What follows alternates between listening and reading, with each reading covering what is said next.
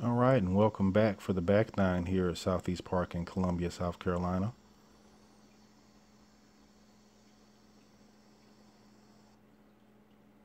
We're going to start out the back with hole 10. It is a 293-foot par 3. Go with a forehand here. Unless you're going to pipe something straight up there, it's going to turn. And gives you a few options here as far as how you're going to get to the pin. Give them a forehand turn over here. Looks like I'm lining up a forehand here. That is either a Thunderbird or a Sidewinder. We'll see how it flies here. Oh, that's definitely a Sidewinder. Alright, not too bad. Basically the shape that I wanted for that shot.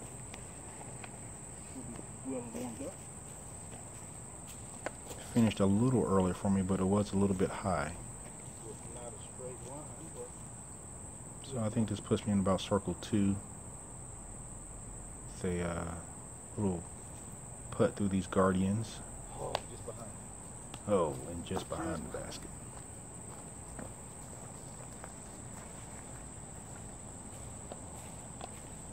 So that putt was just off to the right and kept on going. Definitely was taking a run at it, not laying it up. And I did the same thing there, not really taking a run at it, just laying it up. Yeah, talk to that disc, tell it where it belongs. Sometimes they need to go to timeout. Alright, so next we'll move on to hole 11. It is a 584-foot par 4. Now this shot is a long reverse L. Basically, it's going to come out here and take a long swing to the left. And then take another 200, 300 foot after the turn to get to the actual pin. I didn't make it to the turn, so I ended up here in the bushes a little bit. Not a clear path out at all, so we're going to try something a little different here. I don't think I've ever thrown one of these on camera, especially not with this Rock 3. But we're lining it up, and let's see what happens. Well, look at there. Don't you love it when something actually works like it's planned? Actually gets out and moves on over towards the pin. Still have a little ways to go here, but for a recovery shot, I think that was pretty nice. Gives me a look at a bird. But again, my putting is not on today for that to happen.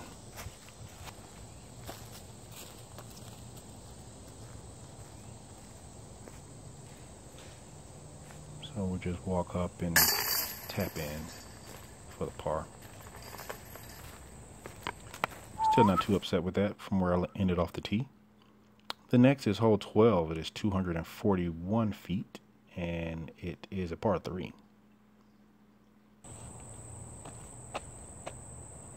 Last one. So I throw a thumber here with a Firebird, and from where I was on the tee, I thought that was a great shot, and it actually ended up being very decent. I did throw a few others with my brother after that, and there really isn't a good there's a turnover line, but it's extremely more tight than that thumber line that I threw there. So that would be my first birdie that I've recorded this entire round. So it took me 12 holes to get there. This is a good shot. You ready? This is one of the highlight holes for me. This is hole 13. It is 627 feet, and it is a par 4. You can see where the disc flew. That right there is the avenue that you want to take. Really, that open field is just a it's fake. You don't want to go over there whatsoever. You really have to go towards this this little inlet over here on the left in order to have a look. I'm going with a flex forehand here because I'm hid by the bushes, but that lands perfectly. Hey, don't say that like you're surprised. I did take the time here to let my little brother show his forehand skills. That's one of his things that we just picked up on today, and that was a nice little forehand he threw down You there. remember what the pro was? Nope, I took a picture of it. All right, so I'm gonna tap that in. Wow, that's back-to-back birdies. Gotta love that. Love those long holes. All right, next we're gonna move on to hole 14. It is another par 4, but it's 457 feet. Keypads, just.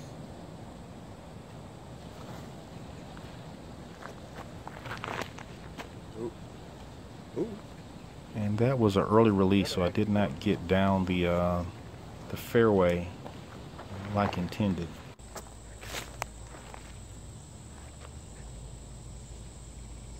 And now that I'm sitting here, I must have this hole mislabeled, because that is not a 500-foot hole. That must be a par 3 location that I ended up going to.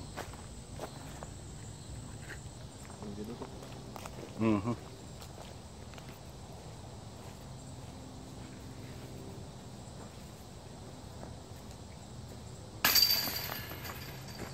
And that's an easy tap in for a 3. Now the next hole I'm 100% sure is a par 4. It is 581 feet. And again, this is one of those holes that takes a right angle turn, actually to the left. So it's a 90-degree turn to the left once you actually get down to a decent landing area. So the landing area is actually about 330 feet down where the first basket would be. You know, it looks like I throw a sidewinder there, but it did not come back for me. It probably just went to the ground and cut rolled a little bit, but still put me out in that general area. Now the hole, the basket is, well, I just threw a sky hyzer, so that tells you that the basket is over there to the left, and Still over the fence or something? that I'm very pinched. Couldn't see it all. Actually had to have my brother go down there and spot for me. Luckily it worked out. And this is probably circle 2.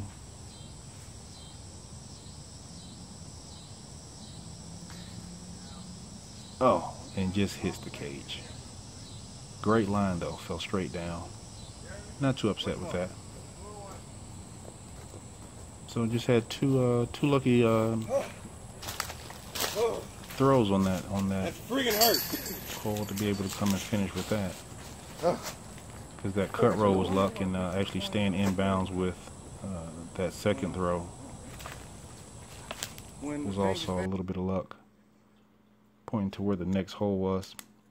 All right, next hole is 16, and it is a par 3. It is in the 319-foot location. It's hard to tell from the tee the difference, especially if you've only been out here once, because both pin locations look about the same. So I thought I was throwing to the 300 or 290-foot location. So I ended up throwing another one. This is the one that I threw to the location that would have been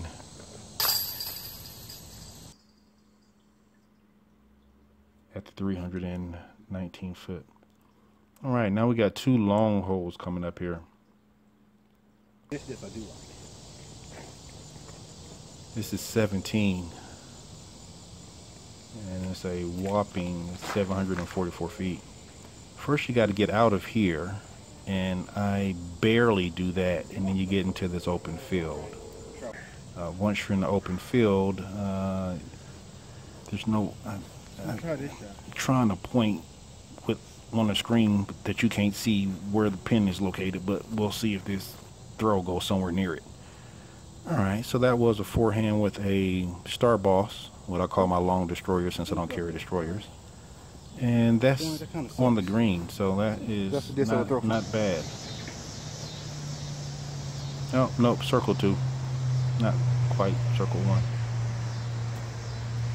Ah, and there I go with the putt. Just missed it again.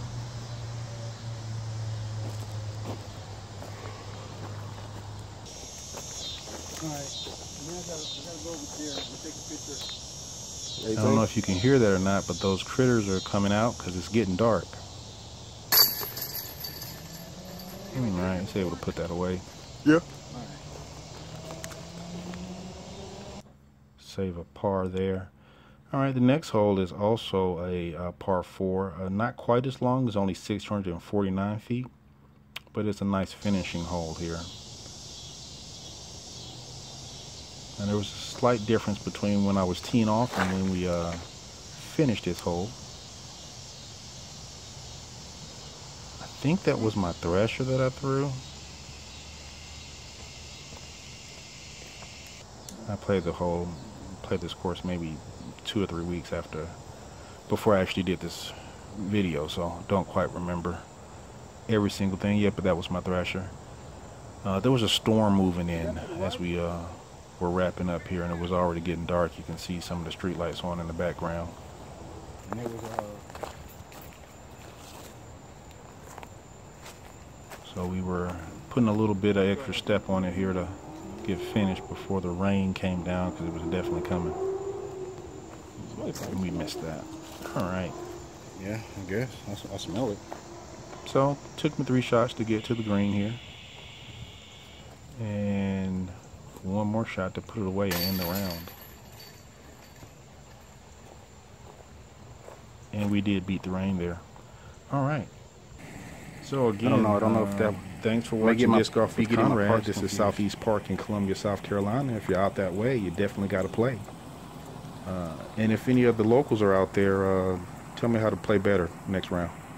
Thanks. Special appreciation goes to UDisc, helping me find new courses, either at home or on a trip. Can we say Disc Golf Vacay?